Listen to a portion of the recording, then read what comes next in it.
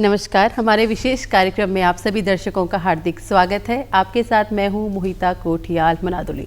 दर्शकों, मानव शरीर एक बेहद जटिल और अत्यधिक संगठित संरचना है। मानव शरीर की अगर हम बात करते हैं तो यह विभिन्न कोशिकाओं से बना है और हर कोशिका मिलजुल कर एक साथ कार्य करती है ताकि मानव जीवन को बेहतर तरीके से जिया जा सके। वैसे तो शरीर का हर अंग ही बेहद आवश्यक होता है, लेकिन जब हम बात करते हैं तो लीवर, जो शरीर का सबसे बड़ा और सबसे ठोस अंग है, इसकी जो कार्य प्रणाली है बेहद आवश्यक हो जाती है, क्योंकि ये पाचन क्रिया में बहुत ही महत्वपूर्ण भूमिका निभाता है। अक्सर देखा जाता है कि हमें लीवर की समस्याएं हो जाती हैं और इसमें जो एक महत्वपूर्ण समस्या होती है वो है लीवर में सूजन आना, जिसे हम हेपेटाइटिस कहते हैं। इस बीमारी की जब भी बात होती है तो आम लोगों पे एक धारणा सी बन जाती है जो बहुत डरने लगते हैं और कहा जाता है कि इस बीमारी का जो इलाज होता है बहुत ही महंगा भी होता है और बहुत मुश्किल भी होता है। तो ऐसे में अक्सर देखा गया है कि लोग इस बीमारी में डरने लगते हैं और इस बीमारी से दूर भागने लगते हैं। लेकिन ऐसे में बहुत आवश्यक होता है कि हमें पता हो कि आखिरकार कि जो ये हेपेटाइटिस की बीमारी है ये क्या है। इस बारे में अवेयरनेस लाने के लिए हर साल 28 जुलाई को हेपेटाइटिस डे मनाया जाता है, जिसका मुख्य उद्देश्य यही रहता है कि हेपेटाइटिस के संबंध में जो आम लोग हैं इन्हें अवेयर किया जा सके कि आखिर किस वजह से ये बीमारी होती है और कैसे आप इनसे बच सकते हैं। 28 जुलाई की हम बात करें जब यह विश्व हेपेटाइटिस दिवस मनाया जाता है। आखिरकार ये दिवस इस दिन ही क्यों मनाया जाता है, पहले इस बारे में मैं आपको बता दूं कि यह दिवस जो मनाया जाता है वैज्ञानिक डॉक्टर बारूक ब्लमबर्ग, उनका जन्मदिन इस दिन आता है। उस उपलक्ष्य में यह दिन मनाया जाता है क्योंकि इन्होंने ही हेपेटाइटिस का जो विषाणु है, जीवाणु है, इसकी खोज की थी और इन्होंने ही इस दिन, हम कह सकते हैं कि इन्होंने ही इसकी जो वैक्सीन लगती है उसका भी यहाँ पर निर्माण यहाँ पर किया था। इसीलिए हेपेटाइटिस जो डे है इनके याद में इनको सम्मान देने के लिए मनाया जाता है। दर्शकों, अब बहुत आवश्यक है हम ये समझें कि आखिरकार ये बीमारी कैसी है, इसके लक्षण क्या है और कैसे हम इससे बचाव कर सकते हैं। इस विषय पर बात करने के लिए, क्योंकि हमें अधिक जानकारी इसमें प्राप्त करनी है और आप तक पहुँचानी है, इसके लिए हमारे साथ हमारे यहाँ पर बेहद खास डॉक्टर यहाँ पर मौजूद है। कार्यक्रम की शुरुआत करने से पहले इनका परिचय करा देती हूँ। हमारे साथ डॉक्टर अंकुर पांडे यहाँ पर मौजूद है, जो एसोसिएट प्रोफेसर हैं एवं नोडल ऑफिसर हैं हेपेटाइटिस क्लिनिक के राजकीय दून मेडिकल कॉलेज के। सर, बहुत बहुत स्वागत आपका। नमस्ते। तो दर्शकों, कार्यक्रम की शुरुआत करते हैं। 28 जुलाई विश्व हेपेटाइटिस दिवस के रूप में मनाया जाता है। आखिर ये बीमारी कैसी है, किस वजह से होती है, इस विषय में अब विस्तृत चर्चा करते हैं। डॉक्टर साहब, सबसे पहले प्रश्न यही है कि हेपेटाइटिस किस तरह की बीमारी है, क्योंकि हमने जैसे बोला कि एक धारणा सी बन जाती, डर की एक स्थिति पैदा हो जाती। सबसे पहले हेपेटाइटिस क्या है? मैम, हेपेटाइटिस को अगर सामान्य रूप में हम बोलना चाहें तो उसको हम पीलिया के रूप में जानते हैं। इसका जो संक्रामक रूप है, जो गंभीर रूप में हम बोलते हैं, तो उसको हम काला पीलिया के रूप में भी जानते हैं। जैसा कि आपने बताया कि इसमें लोगों को लेके काफ़ी सारी भ्रांतियां हैं और लोगों में काफ़ी एक डर की भावना भी रहती है और इसके लिए वो कई बार सिर्फ कई प्रकार के जादू टोटके या फिर झाड़ अंधविश्वास पे भी जाते हैं। एज अ डॉक्टर और एज अ हेपेटाइटिस का क्लिनिक रन करने वाला हूँ, इसलिए बोलता हूँ कि आप इसके लिए बिल्कुल डर का भाव त्याग दें। इसका इलाज संभव है और आप आके इसका इलाज करा सकते हैं। जी बिल्कुल। जैसे कहते हैं कि ये जो रोग है क्या जल जनित है या किस वजह से ये रोग होता है? बिल्कुल। इसमें मैम हेपेटाइटिस के जो मुख्य प्रकार है, अगर मैं उनकी बात करना चाहूँ तो hepatitis A, B, C, D और ई इसके प्रकार हैं, जिसमें से जो बी, सी और डी है वो संक्रामक हैं और थोड़ा सा घातक हो सकते हैं। हेपेटाइटिस ए और ई जो कि मुख्यतः दूषित खान पान या जल से संबंधित हैं और जो कि सामान्यतः अपने आप में ठीक हो जाने वाली बीमारी है। लेस देन 1% केसेस में थोड़ा कॉम्प्लिकेट हो सकता है या पेशेंट को लिवर फेलियर हो सकता है। उसके लिए चिकित्सीय परामर्श के रूप में इलाज किया जा सकता है और पेशेंट ठीक हो सकता है। डॉक्टर, जब भी हम किसी बीमारी की बात करते हैं सबसे पहले यही बात सामने आती है कि आखिरकार कोई हमें बीमारी है, इसमें लक्षण क्या होते हैं कि हम खुद से ये पहचान सके कि हमारे शरीर में अगर कुछ लक्षण दिखाई दे रहे हैं तो इस तरह की बीमारी के हो सकते हैं? बिल्कुल। जो सामान्य लक्षण हम बात करेंगे जो कि हम खुद से देख के पहचान कर सकते हैं, आँखों में पीलापन आना, पेशाब पीली होना, अत्यधिक पीली होना, साथ में शरीर में खुजली होना, उल्टी होना, चक्कर आना, कमज़ोरी होना, या इसकी अगर संक्रामक रूप में हम जाएँ जो कि लीवर फेलियर की मैं बात कर रहा था, तो उसमें उसके अलग सिम्टम्स होते हैं। जैसे कि जो क्रॉनिक बीमारी भी होती है उस सामान्यतः शुरुआत में नहीं आती है, उसमें पेट में पानी भर जाना लीवर की कमी की वजह से, या फिर उल्टी में खून आना, इस तरीके की चीज़ें हो सकती हैं। डॉक्टर साहब, एक आजकल अगर मैं बात करूं, जब से मेरा जून का माह ये आया, मैंने खुद पर्सनली ये फील किया है कि बहुत सारे केसेस मेरे सामने ऐसे आए, क्योंकि अभी आपने एक टर्म लिया कि पानी भर जाना, तो मेरे सामने ऐसे बहुत सारे केसेस आए हैं जिसमें लीवर पानी भर गया है। आखिर ये वजह क्या है जो पानी भर जा रहा है? मैम, लीवर में पानी नहीं भरता। एक्चुअली होता क्या है कि लीवर फेलियर जो एक चीज़ होती है ना, लीवर सिरोसिस हम बोलते हैं, तो सिरोसिस के कई सारे कॉज हो सकते हैं। ड्रग्स भी हो सकती है, उसका संक्रामक रूप अगर हम ट्रीट नहीं कर रहे हैं वो हो सकती है। एल्कोहलिक्स में क्रॉनिक एल्कोहलिज्म की वजह से हो सकती है। तो आपका लीवर का जो कार्य है वो कार्य नहीं कर पाता है, उसकी वजह से पेट के अंदर पानी भर जाता है, और जिसको हम पैरासिंथेसिस करके उसका हम पानी निकाल के जांच करके उसका इलाज कर सकते हैं। जी, तो डॉक्टर साहब मतलब ये कहें कि लीवर में सबसे ज़्यादा इफेक्ट जो होता है वो लीवर पे ही होता है? मैम बिल्कुल, एक्चुअली लीवर का एक बहुत ही इम्पॉर्टेंट ऑर्गन है जिगर, और उसका जो मेन कार्य, जैसे कि बताया कि उसका पाचन का मेन कार्य है। हम कोई भी दवाई या कुछ भी खाते हैं तो सबसे पहले जो उसका फर्स्ट पॉज मेटाबॉलिज्म होता है वो लीवर के थ्रू ही होता है। हम कुछ भी ओरल लेते हैं, मतलब कुछ भी अगर मुंह से खाते हैं, तो अगर आप समझें इस बात को, अगर हम दवाई के रूप में या फिर अननेसेसरी पेन किलर्स खा रहे हैं, एंटीबायोटिक्स खा रहे हैं, अननेसेसरली हम ओवर डोजेज ले रहे हैं, एल्कोहलिक्स हैं, बहुत ज़्यादा अल्कोहल ले रहे हैं, या कोई संक्रमित हो गए आप, संक्रमण की वजह से लीवर पे बहुत इफेक्ट आता है, और उसका हम प्रॉपर टाइमली इसका इलाज नहीं करते हैं तो उसका रूप सिरोसिस के रूप में आ जाता है, और जिसकी वजह से जो मैंने गंभीर लक्षण बताया, जैसे कि पेट में पानी भर जाना या फिर आपके क्या बोलते हैं उल्टी में खून आना, वो एक लक्षण हो सकते हैं। डॉक्टर साहब, जैसे आपने अभी एक कहा कि पेन किलर, अत्यधिक पेन किलर खाने की वजह से भी आप इस तरह की बीमारी यहाँ पे जो लक्षण हो सकते हैं, आजकल अगर हम देखते हैं तो किसी ना किसी बीमारी से हम लोग ग्रसित रहते हैं। हम देखते हैं कहीं दर्द हो रहा है तो इंसान क्या होता है, हर बार आप डॉक्टर के पास नहीं जा सकते, परामर्श नहीं ले सकता, तो अब इंसान खुद ही अपना डॉक्टर बन जाता है। तो पेन किलर तो अब एक इतना ईजी वे हो गया है कि हमें कहीं भी दर्द है हम सीधे हम जो है पेन किलर ले लेते हैं। तो क्या हमें पेन किलर से बचना चाहिए? मैम बिल्कुल, मैं तो ये बात हमेशा ये बोलता हूँ, बीइंग अ फिजिशियन भी अपने पेशेंट्स को बोलता हूँ, सबको बोलता हूँ कि अननेसेसरी कुछ भी ना लें। दवाई एक नॉर्मल खान पान का रूटीन नहीं है, दवाई चिकित्सीय परामर्श के अनुरूप ही लेना चाहिए। कभी भी आपको कुछ भी होता है तो ये कॉमन प्रैक्टिस हो चुकी है, एंटीबायोटिक्स को लेके, पेन किलर्स को लेके। इवन मैं एक छोटी सी बात बोलना चाहूँ तो अभी कोविड था, नॉर्मल फीवर में पैरासीटामोल कितना यूज़ करते हैं जी, हमें डोसेज नहीं पता है, ठीक है, हम कुछ भी बस हो रहा है जी हम खा रहे हैं। ब्रूफिन एक टाइम हुआ करता था, मुझे याद है। ब्रूफिन और एक डिस्प्रिन भी हम नॉर्मल बहुत यूज़ करते हैं, क्योंकि हम भी यूज़ करते हैं, इसलिए मैंने ये प्रश्न रखा है आपके साथ। बिल्कुल बिल्कुल, ये एक गंभीर विषय है एक्चुअली। तो लीवर का काम है, उसको आप इफ़ेक्ट कर रहे हैं समहाउ, आप ठीक है आप डोसेज ले रहे हैं, कभी कभार डॉक्टर के अनुरूप ले रहे हैं तो सही होगा। हमें कारक देखना चाहिए, बशर्ते कि वो कारक का निवारण करना चाहिए। कुछ भी दर्द को सही करना एक फौरी तौर पे किसी समय के लिए वो अच्छा नहीं होगा, और उसके गंभीर परिणाम हम को भुगतने पड़ सकते हैं। जी बिल्कुल। डॉक्टर साहब, हमने लक्षण की बात करी कि हमको इस बीमारी में किस तरह के लक्षण दिखाई देंगे, लेकिन लक्षण की जब भी हम बात करते हैं तो लगभग जो बीमारियां अब आज के दौर पे बढ़ती जा रही हैं कि तो लक्षण लगभग कॉमन ही लक्षण हमें दिखाई देते हैं। ऐसे में आइडेंटिफाई कर पाना कि हाँ ये किस तरह की बीमारी है, ये तो डॉक्टरी परामर्श के बाद ही मुमकिन हो पाएगा। लेकिन सबसे पहले फिर बात यही आती है कि हमें कोई बीमारी हो, इससे पहले क्यों ना हम सुरक्षा इंतजाम करते हुए चलें। तो ऐसे कैसे हम सुरक्षित रह सकते हैं कि हमें इस तरह की बीमारी ना हो? मैम, जैसे शुरुआत में आपने इंट्रोड्यूस भी किया कि वर्ल्ड हेपेटाइटिस डे 28 को मनाया जाता है, और इस बार जो WHO की थीम है वो बहुत अच्छी, मैं बोलूँगा कि इट्स टाइम फॉर एक्शन। बहुत लेट हो चुका है, it's time for action, we have to act ऐसे करना, खुद से नहीं करना है आपको, मोबाइल टीवी देख के नहीं करना है आपको। कुछ भी सिम्टम्स आते हैं, नॉर्मल सिम्टम्स मैंने बता दिया, आंखों में पीलापन आना या फिर उल्टी होना, पेशाब अत्यधिक पीली होना, शरीर में खुजली होना, चक्कर आना, कमज़ोरी होना, जी मचलाना, इस टाइप के सिम्टम्स भी अगर होते हैं तो आपको डॉक्टर से मिलना चाहिए। नॉर्मल वायरल फीवर्स में भी सिम्टम्स आ सकते हैं जी, तो आप खुद से जांच कराने से बचें, खुद से दवाई लेने से बचें, आप डॉक्टर से मिलें, चिकित्सीय परामर्श के अनुरूप ही आप दवाइयाँ लें और आप बिल्कुल स्वस्थ हो सकते हैं।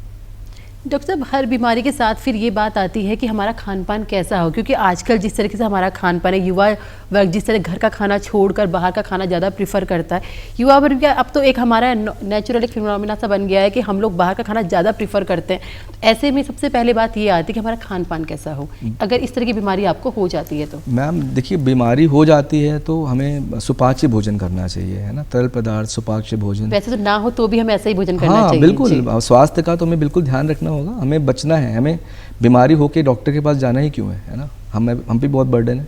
तो आप अपने खान बिल्कुल पान का डॉक्टर साहब ने ध्यान बिल्कुल सही बात कही है कि हॉस्पिटल्स में या डॉक्टर्स पे बहुत बर्डन है, तो आप सुपाच्य भोजन ही करें। सुपाच्य भोजन करें, लाइफस्टाइल मॉडिफिकेशन जी। करें, जीवनचर्या अपनी अच्छी रखें, मद्यपान का निषेध रखें, बहुत ध्यान दें, खान पान का ध्यान दें, उससे आप अपने जीवन को अच्छा कर सकते हैं, अपनी लाइफ में कुछ अचीव कर सकते हैं एंड आप खुश रह सकते हैं। बिल्कुल डॉक्टर साहब, जैसे हमने हेपेटाइटिस की यहाँ पे बात करें, क्योंकि हमें अवेयर यहाँ पे लोगों को करना है कि किस तरह की बीमारी है और आप कैसे यहाँ पे बच सकते हैं।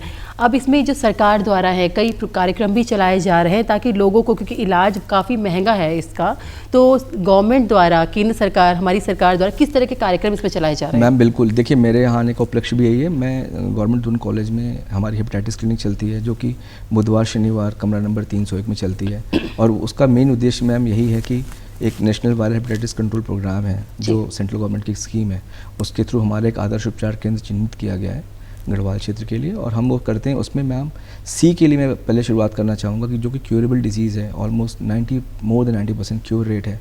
उसमें 3 से 6 महीने का मैम उसका ट्रीटमेंट होता है, जो कि 12 हफ्ते 28 डेज़ की एक साइकिल होती है। 12 हफ्ते या कॉम्प्लिकेटेड केसेस में मे बी आपका 24 वीक्स है ना, 3 से 6 महीने का इलाज चलता है और बिल्कुल सही हो सकता है। रही बात मैम बी की, तो हेपेटाइटिस बी एक क्रॉनिक बीमारी, ये भी बीमारी होती है। बी में थोड़ा सा एक देखने वाली बात होगी, बी को हमें शुरू से ही देखना होता है। तो बी के लिए मैम हम एक तो ये होता है मैम ANC पेशेंट्स में बच्चे को बाय बर्थ BCG वैक्सीनेशन होता है। जो हेल्थ केयर वर्कर्स हैं या डॉक्टर्स हैं या नर्सेज हैं जो हाई रिस्क ग्रुप है, उसको हम वैक्सीनेशन के लिए सजेस्ट करते हैं और हम करते हैं प्रैक्टिस में। साथ में अगर कोई माँ संक्रमित है, अगर मान लीजिए, क्योंकि जो हेपेटाइटिस बी की अगर बात करूं तो माँ से बच्चे में उसकी जाने की संभावना उसका रूट है, मदर टू चाइल्ड ज़्यादा होगा, तो इसके हिसाब से उसका हम इलाज करते हैं और संक्रमण को ना बढ़ने दें उसके लिए हम दवाई देते हैं, और वो दवाई लाइफ लॉन्ग भी खानी पड़ सकती है। जी डॉक्टर साहब, जैसे आपने कहा कि माँ से संक्रमण जा सकता है, कि अगर कोई लेडी है वो संक्रमित है पहले, तो क्या आप सलाह देंगे कि मतलब ऐसे टाइम पे वो प्रेगनेंसी कंसीव करें? मैम बिल्कुल, इसमें देखिए एक्चुअली इसका जो पर्टिकुलर गाइडलाइंस है, हेपेटाइटिस सी के लिए बहुत अच्छी दवाइयाँ भी आ गई हैं। एक दवाई टेनोफोवीर हम बोलते हैं, जो कि हम शुरू के सेकंड ट्राइमेस्टर के बाद हम पेशेंट को एडवाइस करते हैं। उसकी डोज होती है 300 mg OD करके, वो खाना होता है। पेशेंट अपनी लैक्टेशन मतलब जब स्तनपान के समय भी वो खा सकती है, और उसका इलाज है, आप इलाज करें। और जब बच्चा होता है उस टाइम पे क्या कहते हैं, उसकी वैक्सीनेशन होती है, साथ में उसको इम्यूनोग्लोबुलिन का डोज दिया जाता है। It's all free of cost. मेरा मेन ये बोलना होगा, ये सब कुछ फ्री ऑफ कॉस्ट अवेलेबल है। आप एक अस्पताल में जाएं और वहाँ सारी सुविधाओं का लाभ उठाएं और आप इससे बच सकते हैं। डॉक्टर साहब देखो, सरकार द्वारा प्रयास किए जाते हैं, आदर्श क्लिनिक जैसे आपने बात की है गवर्नमेंट द्वारा यहाँ पर चलाए जा रहे हैं, लेकिन अगर हम नंबर ऑफ़ पेशेंट्स की बात करते हैं, आपको लग रहा है कि जिस तरीके से नंबर ऑफ़ पेशेंट्स लगातार आपके पास आ रहे हैं, क्या आपको लग रहा है कि हमारे लिए इनफ है कि हम गढ़वाल में इस तरीके से रन कर रहे हैं, जो संख्या आपके पास पहुंच रही है उसके हिसाब से हमारी तैयारी पूरी है? मैम देखिए, मैं तो एक आशावादी व्यक्ति हूँ और तो मैं आशावादिता के हिसाब से बात करना चाहूँगा। मुझे लगता है अवेयरनेस की कमी है, और लोगों में 2-3 चीज़ें मैं अवेयरनेस के बिहाफ पे बताना चाहूँगा। पहले तो ये ना संक्रमण ना हो, तो आप डरें ना। मैं सी की बात थोड़ा सा आगे बढ़ाना चाहता हूँ। उसमें मैम संक्रमित ब्लड कंपोनेंट्स उसको चढ़ाने से बचें। कोई टैटूइंग कराने जा रहे हैं तो कोशिश करें कि निडल्स पे ध्यान दें कि निडल जो है अनसेफ प्रैक्टिस ना करें। निडल्स जो हैं वो आपकी बिल्कुल अनयूज हो। साथ में हमें और चीज़ों पे ध्यान देना पड़ेगा और इससे हम बच सकते हैं। रही बात बी के लिए, मैंने बताया आपको, तो हमें एक एजुकेट करना होगा कम्युनिटी को कि आप इसके हिसाब से चल के आप इससे निजात पा सकते हैं। इसका इलाज संभव है, हम इसका इलाज कर सकते हैं। डॉक्टर साहब, अक्सर देखा गया है कि देखिए कोई भी जब बीमारी होती है, अंधविश्वास, भ्रांतियाँ पहले जन्म ले लेती हैं। तो अगर हम ऐसे ही बात करें, कहीं ना कहीं जो एड्स है और हेपेटाइटिस, इसको कहीं ना कहीं जोड़ के लोग देखते हैं। जिस तरह एड्स के मरीज से बचा जाता है कि उनसे दूर रहे, उनसे छुआछूत की भावना एक पैदा हो जाती है, क्या आपको लग रहा है कि हेपेटाइटिस के से भी कुछ ऐसी ही जो बातें हैं सामने आती हैं? मैम देखिए, एड्स को हेपेटाइटिस से सम्मिलित करना उचित नहीं होगा जी। Hepatitis B mainly mother to child जाता है। सी में सेक्सुअल रूट हो सकता है, बहुत, वो भी मिनिमल है। तो सेक्सुअल ऑब्वियसली उससे आप बचना चाहिए, लेकिन हमें ये देखना पड़ेगा क्या आते हैं कि जैसे हम अब एक देखिए, हम अगर हम पहाड़ में गांव की बात करें, एक चीज़ मैं बताना भूल गया, हम जैसे शेविंग के लिए जाते हैं तो जो शेविंग जो रेज़र होता है, अब मैंने पहाड़ में देखा है इसलिए मैं बोल सकता हूँ, अब वैसे लोग काफ़ी अवेयर है, वो कॉमन सेम उसी को यूज़ कर रहे हैं, जो हजामत करने आ रहा है वो सबको उसी से लगा रहा है, और जिससे भी इन्फेक्शन काफ़ी मात्रा में बढ़ रहा है। जी, तो मतलब डॉक्टर साहब ये कहा जाए कि संक्रमण वाली बीमारी है ना? जी बिल्कुल। तो मतलब इससे जैसे संक्रमण की आपने तो हमें लगातार बातें बता ही रहे हैं, लेकिन अगर ये संक्रमित वाली बीमारी है तो मतलब अगर हस्बैंड वाइफ है, तो अगर जो हस्बैंड है वो इफेक्टेड है तो मतलब इनके बीच का जो संबंध होगा वो नॉर्मल रह सकता है? मैम देखिए, इसमें हम थोड़ा सा इसमें मैं एलिबरेट करना चाहूँगा। जो ये है मदर टू चाइल्ड ट्रांसमिट होती है, बी की मैं फिर से बात कर रहा हूँ, तो इसमें हम मेन जब हमें कोई ऐसा चिन्हित करते हैं, कोई ऐसा पेशेंट है जिसको कि एक महिला है और वो प्रेग्नेंट है, या ऐसे भी अगर वो हेपेटाइटिस बी पॉजिटिव है, तो हम उसकी वायरल लोड करा के देखते हैं पहले, तो फिर हम उसको हम बोलते हैं कि अपने पूरी फैमिली ट्री में हम वो चेक करेगी। फैमिली मतलब अपनी माँ के पक्ष की तरफ से, माँ बाप पिता के, उसमें उसकी माँ को, उसके भाई को, बहन को और सब सिबलिंग्स को देखेंगे, उसमें होने की संभावना होती है जी। इसमें जो उसके पति या पति के पक्ष को होने की संभावना ना के बराबर होती है, तो इसलिए इस तरीके से ये इस पर बहुत ज़्यादा जाना और उसको लोगों में पैनिक ही क्रिएट करना हो जाएगा। तो हमें मेनली ये देखना है इसका इलाज संभव है, आपको अगर है, आप चिकित्सीय परामर्श के लिए हमारे आदर्श उपचार केंद्र में आएँ, हमारे क्लिनिक में आएँ, हमसे चिकित्सीय सलाह लें, उसके लिए प्रॉपर जांच कराएं, जांच भी पूरी फ्री है, और उसके अनुरूप उसका इलाज करें। आप बिल्कुल स्वस्थ जीवन का लाभ उठा सकते हैं और आप खुशहाल जीवन व्यतीत कर सकते हैं। डॉक्टर साहब, क्योंकि हमारे कार्यक्रम को सब लोग देखते हैं, एक प्रश्न हमारे फेसबुक के, यूट्यूब के माध्यम से आया है कि क्या इसका टीका हर जगह अवेलेबल है? मैम बिल्कुल, एक चीज़ मैं बोलना चाहता हूँ, देखिए हेपेटाइटिस ए का टीका है अवेलेबल। हेपेटाइटिस बी मैंने जैसे कहा कि क्योंकि ये बहुत संक्रामक है, इसके लिए उस बर्थ में ही उसका एक शेड्यूल है वो लगता है। बाकी जो आपका जो हाई रिस्क ग्रुप है, जैसे डॉक्टर्स हुए, स्टाफ नर्सेज हुए, जो भी इस रिस्क जोन में, उसको भी फ्री ऑफ कॉस्ट अवेलेबल होता है। बाकी आज के टाइम पे जैसे हम देखते हैं कि कॉलेजेस में एडमिशन के टाइम पे भी आजकल ये चीज़ देखा गया है कि काफ़ी कॉलेजेस में, स्कूल्स में वो मैंडेटरी वो मांगते हैं कि आप सर्टिफिकेशन लेके आइए कि आपने बूस्टर डोज लिया है कि नहीं लिया है, या आपने प्रॉपर इसका कहते हैं इम्यूनाइजेशन लिया है नहीं लिया है। डॉक्टर साहब, जब मेरे द्वारा ये कहा गया था कि मैं ये कार्यक्रम कर रही हूँ हेपेटाइटिस के संबंध में, तो जब मैंने बात की तो मेरे को किसी के फादर को ये बीमारी थी, उनके फादर की अब डेथ हो गई, तो उन्होंने ये कहा अरे ये तो बहुत ही ख़राब बीमारी है, इसमें तो बचना बहुत ही मुश्किल है। जैसे मैंने कहा था भ्रांति है। प्लस एक और केस मतलब मैंने देखा, मुझे बताया गया था कि एक लड़की थी, उसको हेपेटाइटिस हो गया था, उसके घर वाले प्रेशराइज़ कर रहे थे उसकी शादी के लिए कि अब आपकी शादी कर देनी चाहिए, और उनके द्वारा ये कहा जा रहा था कि जो लड़के की फैमिली है उसको हम नहीं बताएंगे कि आपको इस तरह की बीमारी है। तो आप क्या सजेस्ट करेंगे कि क्या उस लड़की को बिना बताए शादी कर लेनी चाहिए? मैम देखिए, शादी एक बहुत ही पवित्र रिश्ता होता है, मुझे वहाँ कुछ भी हिडन नहीं होना चाहिए, तो पहले तो बताना तो चाहिए कुछ भी। हेपेटाइटिस तो इतनी, मैं इस पर आना चाहूँगा, इससे पहले कोई साइकोलॉजिकल इश्यूज़, कुछ भी इश्यूज़ हैं तो आपको क्लियर करना चाहिए, बताना चाहिए, बिल्कुल बताना चाहिए। फिर से मैंने कहा इसके जो प्रकार हैं उसमें जो मेन घातक है वो बी और सी है। तो बी और सी में हम क्या कर सकते हैं? सी का तो इलाज संभव है ना, आपने अगर समय रहते उसका इलाज किया तो आप सही हो चुके हैं, 99% सही हो जाते हैं। रही बात बी की, बी में भी इलाज है उसका, अगर हो गया है और आप क्या कहते हैं समय रहते उसमें आते हैं और उसके हिसाब से इलाज करते हैं, कई बार आपको ज़रूरत भी नहीं पड़ती है इलाज की। तो ऐसा नहीं है, आपको बताना चाहिए, कुछ भी हिडन करके तो आप आगे नहीं बढ़ना चाहिए आपको। डॉक्टर साहब, हम ना बहुत चीज़ों में लापरवाह बन जाते हैं। अक्सर देखा गया है कि हम अपने स्वास्थ्य को लेकर लापरवाही बरतते हैं, इसी वजह से जो छोटी सी बीमारी होती है बहुत भयानक रूप यहाँ पर ले लेती है।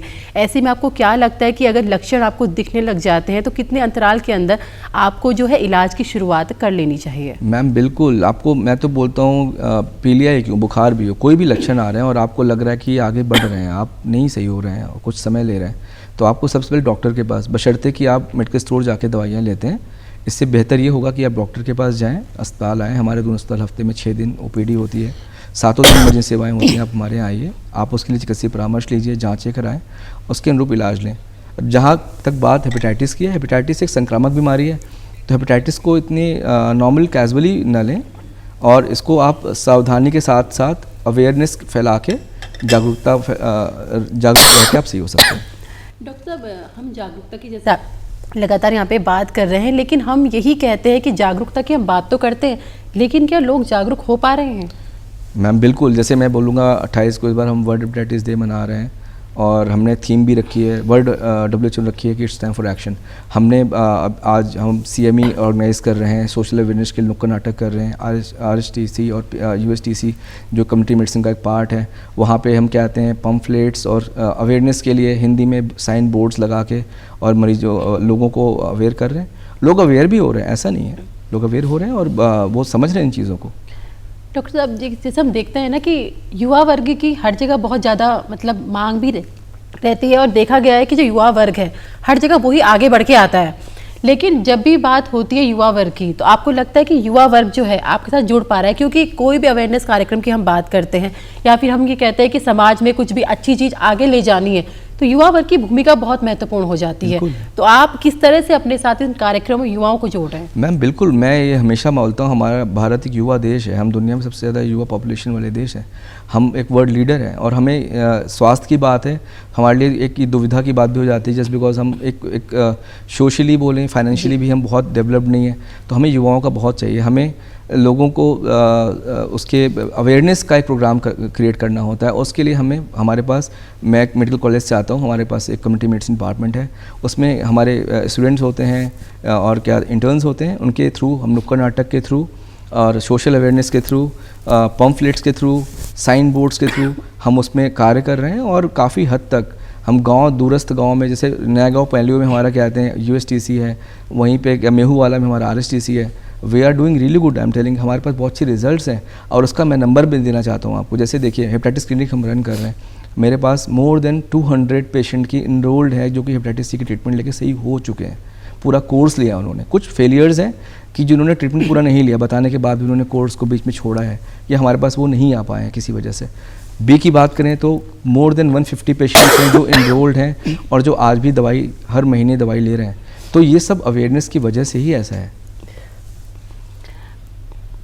डॉक्टर साहब, जैसे हमने कहा कि यहाँ पे जो युवा वर्ग है वो जुड़ रहा है, लेकिन आपको क्या लगता है कि जैसे कोई बीमारी होती है उसका एक कल्चर होता है कि ये मतलब गांव के एरिया में ज़्यादा होती है या शहरी क्षेत्र की बीमारी है, तो आपको क्या लगता है जो ये बीमारी है, क्या ये शहरी क्षेत्र की ज़्यादा है या ग्रामीण क्षेत्रों में ज़्यादा होती है, ऐसा कुछ है? मैम देखिए, ग्रामीण और शहरी क्षेत्र तो नहीं बोलेंगे, कुछ पॉकेट्स हमने आइडेंटिफाई किए थे। जैसे अपने स्टेट की बात करें तो गढ़वाल क्षेत्र में तो रुड़की हुआ, हरिद्वार हुआ, कुछ पॉकेट्स हैं जहाँ से पेशेंट्स यूजुअली हेपेटाइटिस C करके लेके आते हैं। तो मुझे ऐसा लगता है कि मे बी मैम वहाँ पे जो अनएजुकेटेड पीपल हैं या फिर जो क्या बोलते हैं आपका syringe unsafe things and all, मतलब जो बहुत ज़्यादा ध्यान नहीं दे रहे हैं और maybe they are in drugs या फिर they are not so aware. वो चीज़ें मुझे लगती है कि है।